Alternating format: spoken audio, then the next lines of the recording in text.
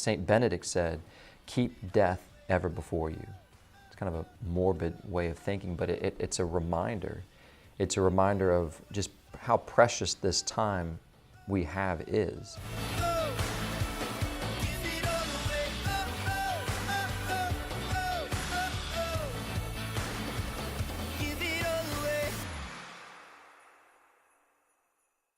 A friend of mine, one time we were on a retreat, and him and his wife, they do a lot of presentations for us.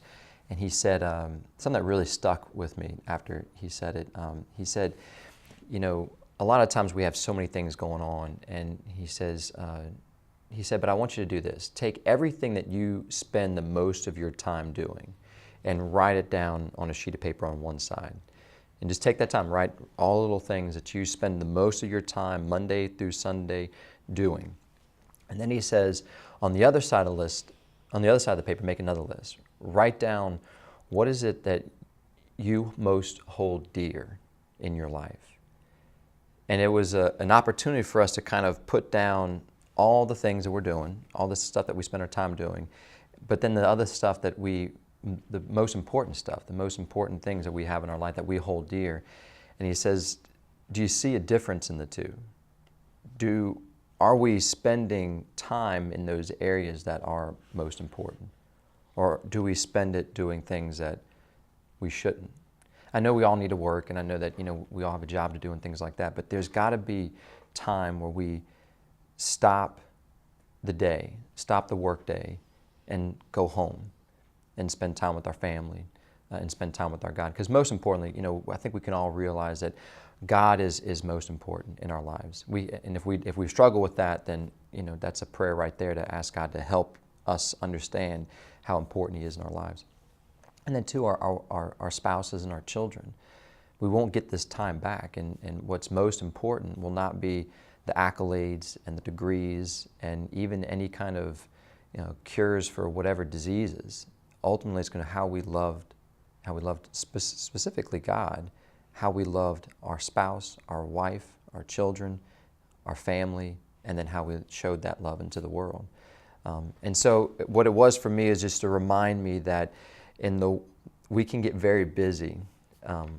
You know, we can get caught up in so many things, but we need to make sure that we're looking at what is most important and being intentional and going to that list and making sure that we spend that time where we need to be spending the time most. Because time's not guaranteed. No, time's not guaranteed. And the other thing is that you know, I heard someone say one time, how you spell, especially for children, how children spell love is T-I-M-E. We've got to give our time. We've got to invest in our time. And the time that we invest with our families, with our spouses, with our God, will not be for naught.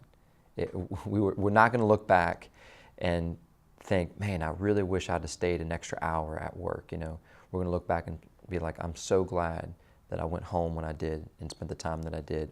Took that trip that I should have taken to be with my family. Spent the time going to church on Sundays. Spend that time to devote ourselves as a family to prayer, as a person of prayer, as a couple of prayer. That's going to be what's most important. And then that builds on the things that we do, puts things in proper order, that it builds up and strengthens those things that we're trying to go out there and do. Because we're going to end up running ourselves to the ground, spinning our wheels, without the energy that we really need to do the things we're called to do. We've got to stay focused to what is our end game. What's our goal here? Like sometimes at work, we can get caught up, you know, doing a lot of things. And sometimes we need to, as a company, come together and say, okay, what's our mission statement? What's the win? Yeah, what's the win? What are we looking for? What are we trying to accomplish in this company?